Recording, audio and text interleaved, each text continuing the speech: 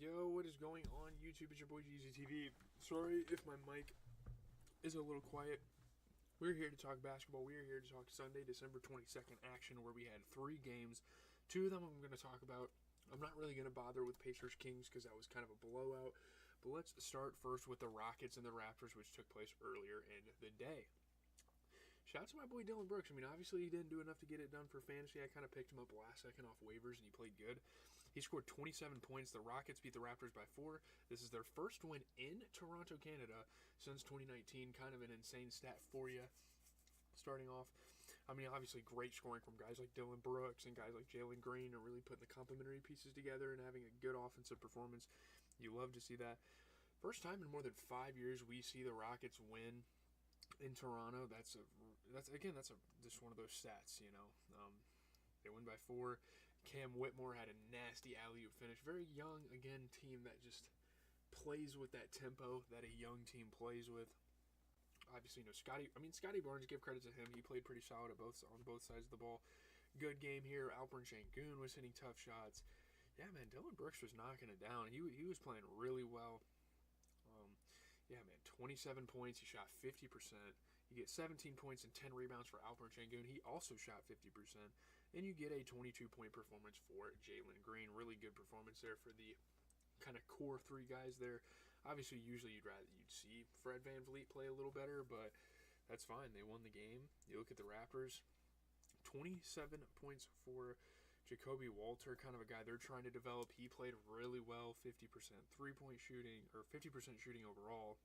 And then you get 11 points and 10 assists off the bench for Jamal Sheed, kind of a young guy out of Houston. I remember watching his March Madness runs. He shot 33% from 3. Very lackluster performance for Mogbo. Usually they have Jakob Poeltl in there, and that's kind of hurting them.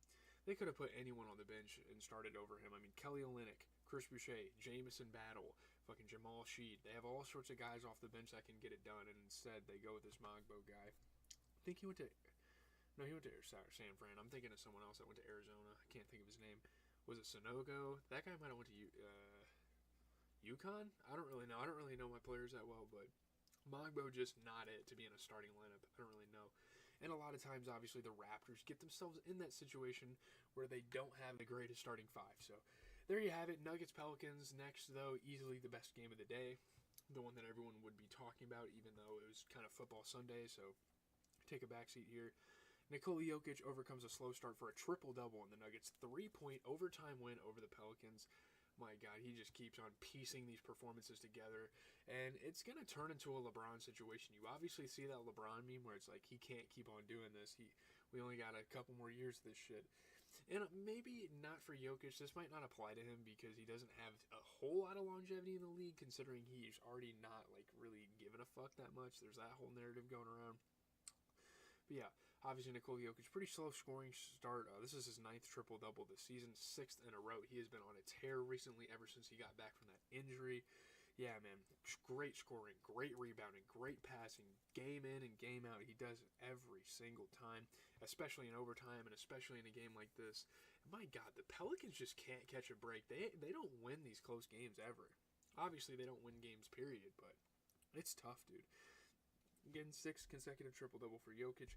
Really good game here. Obviously, Aaron Gordon was getting flashy. He's a good oop guy. Love him for that. Jamal Murray hit some tough shots. We've known him to do that throughout the playoffs, and he's doing it in the regular season as well.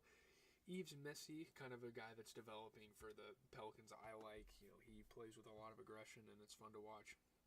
But really good game for the Nuggets. I mean, 27 points, 10 assists, 13 rebounds for Jokic off of 67% three-point shooting, 55% overall field goal. He is top 15 in every single stat you can think of except defense. Literally.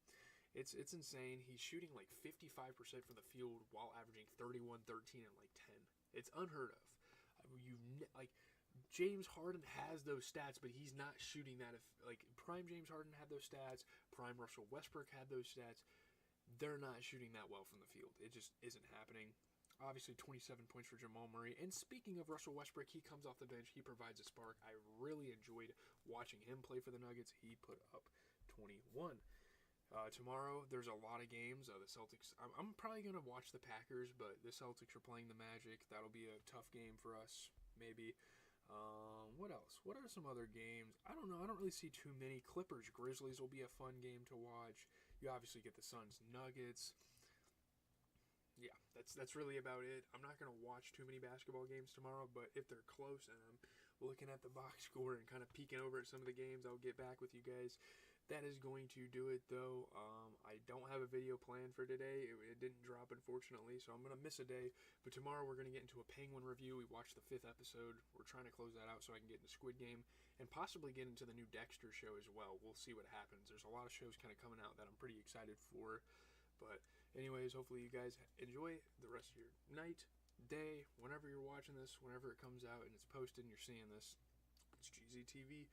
As always, my fucking sheet is like off my mattress pad. That's bothering me, but we'll get to that soon. I'm out, boys. Enjoy your Christmas. I don't know if I'll post videos on Christmas.